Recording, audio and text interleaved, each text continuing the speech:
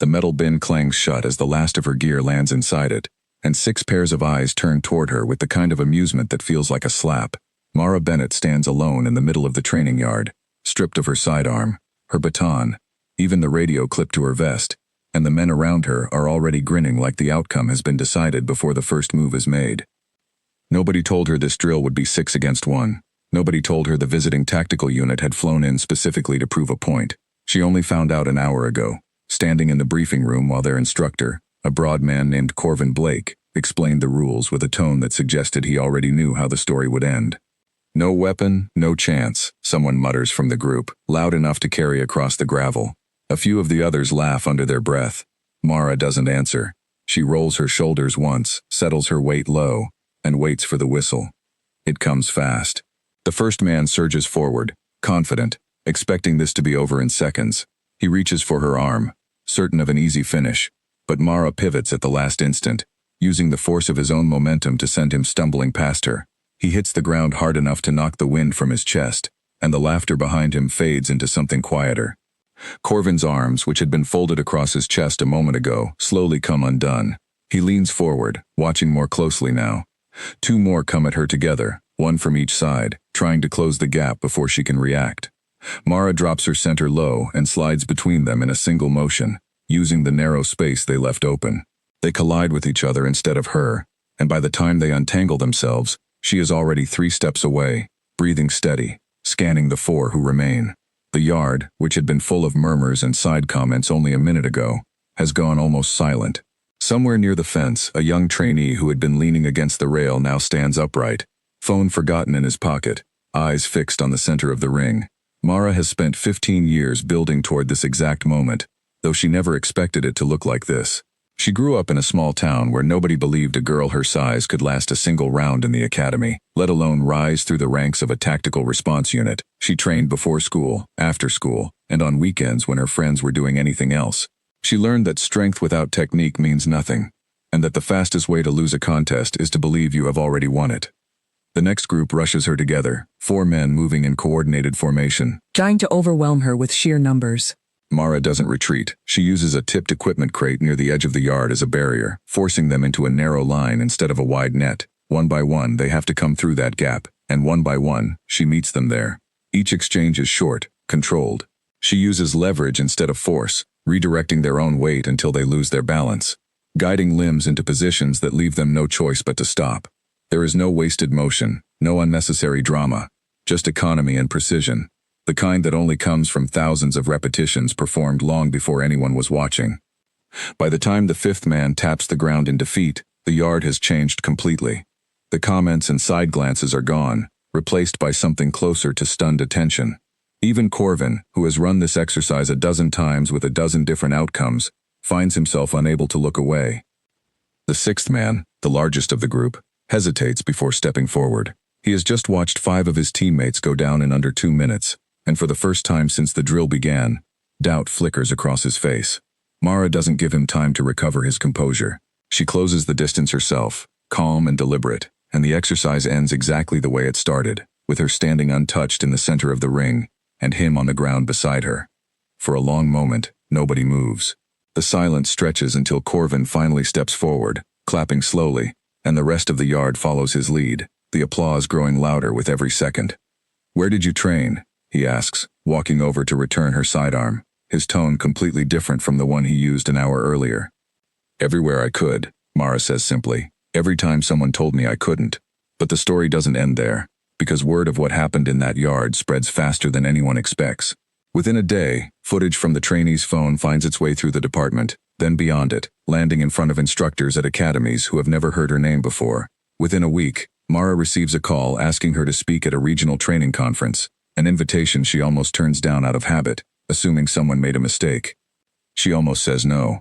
Public speaking has never come naturally to her, and standing in front of a crowd feels far more intimidating than standing in a ring against 6 opponents. But she thinks about the young trainee by the fence, the one who looked at her like something had shifted in his understanding of what was possible, and she decides the discomfort is worth it. The conference hall is larger than she expected, filled with rows of officers and instructors from departments across the region. Mara stands backstage for a moment, going over the same drill in her mind, not to relive the outcome, but to remember why she started this path in the first place. She thinks about every early morning session in an empty gym, every instructor who doubted her, every moment she chose to show up anyway. When she walks out onto the stage, the room quiets in a way that feels different from the training yard. This isn't about proving anything physical anymore. It's about explaining how she got there and why so many people underestimate what a person is capable of simply because of how they look walking through the door. She talks about discipline, about the thousands of small decisions that build into a single moment of readiness. She talks about the importance of technique over raw strength, of patience over aggression, of staying calm when everyone around you expects you to panic. She tells them about the crate she used as a barrier, not as a clever trick, but as an example of thinking clearly under pressure instead of reacting on instinct alone.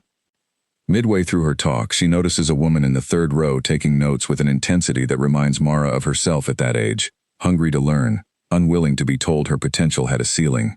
After the session ends, that same woman approaches her, introducing herself as Priya Coleman, a first-year recruit who has been struggling to keep pace with her training group. "They keep telling me I need to be bigger," Priya admits, her voice quiet but steady.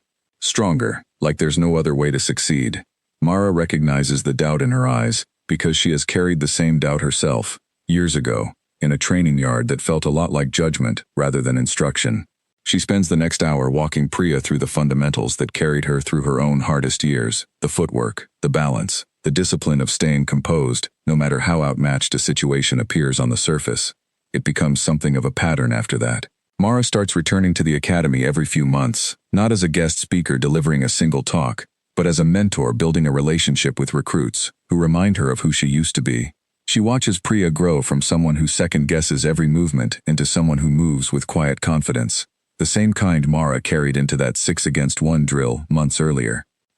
A year later, a new class of recruits gathers in the same training yard where it all began. Corvin runs the exercise again, this time with a different lesson in mind, no longer testing outside talent against his own team, but showing his recruits what focus and preparation can accomplish against overwhelming odds. Mara stands at the edge of the yard, watching Priya step into the center of the ring, weapon already removed, facing 4 opponents with the same calm expression Mara wore that first day. The whistle sounds, and Priya moves. She isn't as fast as Mara was back then, not yet, but her footing is solid, her breathing steady, and when the first man reaches for her, she redirects him with the same principle Mara taught her months earlier, using his own momentum against him. He stumbles past her, and for the first time, Mara sees something click into place, not just skill, but belief. Watching from the sideline, Mara feels something settle in her chest, a quiet satisfaction that has nothing to do with the applause or the attention that followed her own moment in that yard. It has everything to do with knowing that the lesson didn't stop with her. It carried forward, into someone else who once stood exactly where she did, doubting whether she belonged there at all. After the exercise ends and the recruits scatter toward the locker room, Priya jogs over, breathless but smiling in a way Mara hasn't seen from her before. "I kept thinking about what you said," Priya tells her, "about staying calm instead of reacting." Mara nods, watching the last of the recruits disappear through the door. "That's the whole difference," she says. "Everyone underestimates the person who stays calm. It's the only advantage you ever really need." The sun begins to dip behind the training building as the yard empties out, leaving behind nothing but gravel, faint footprints, and the quiet certainty that another person just discovered what she was truly capable of, long before anyone else was willing to believe it. Mara lingers a while longer, gathering her gear from the same metal bin that once held it during that first, unforgettable drill. The yard looks different to her now, not as a place where she was tested, but as a place where something began. She remembers walking in that morning with nothing but her training and her patience, and walking out with a story that would follow her for years, told and retold in briefing rooms she would never even visit. Corvin approaches as she zips her bag closed, his expression thoughtful. "You know," he says, "when I set up that first drill, I wanted to see if outside training could hold up against a unit that had worked together for years. I didn't expect it to change how I taught for the rest of my career." Mara allows herself a small smile. "Sometimes the best lesson isn't the one you planned," she says. "It's the one that finds you." He nods slowly, glancing toward the locker room where Priya and the other recruits have gathered, still talking about the drill in animated voices. "She reminds me of you," he admits. "Same stubbornness. Same refusal to quit when things get difficult." "That's the only requirement that ever mattered," Mara replies. "Everything else can be taught." As she walks toward the gate, She passes the same fence where the young trainee once stood with his phone forgotten in his pocket. He isn't there anymore, but she remembers his expression clearly, the way disbelief slowly shifted into something closer to inspiration. She wonders how many people in that crowd went home that day and decided to push a little harder in their own training, simply because they saw what focus and preparation could accomplish against overwhelming odds. It occurs to her, walking through the gate into the evening air, that the 6 men who once laughed at her were never really her opponents. They were only the first of many doubts she would face throughout her career, each one dressed differently, each one convinced that appearances tell the whole story. The uniform doesn't matter, the size doesn't matter. What matters is the discipline built quietly, over years, far away from anyone paying attention.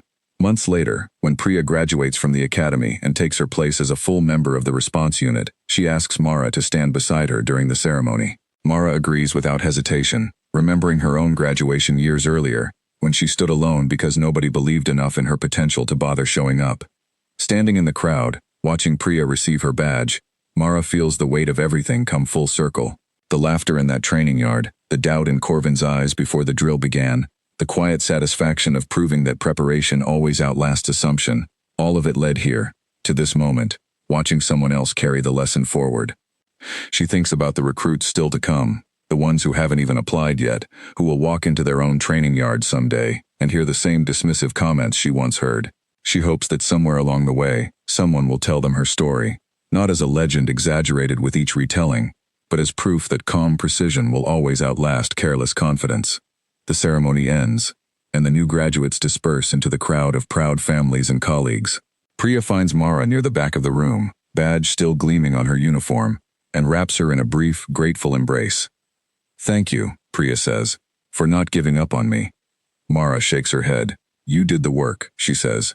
"I just showed you where to start." Outside, the evening sky stretches wide and calm over the academy grounds, the same sky that once watched over a training yard where nobody expected a lone officer, stripped of every weapon, to walk away standing tall. It never was about the equipment they took from her. It was always about what she carried inside, patient, prepared, and impossible to underestimate twice.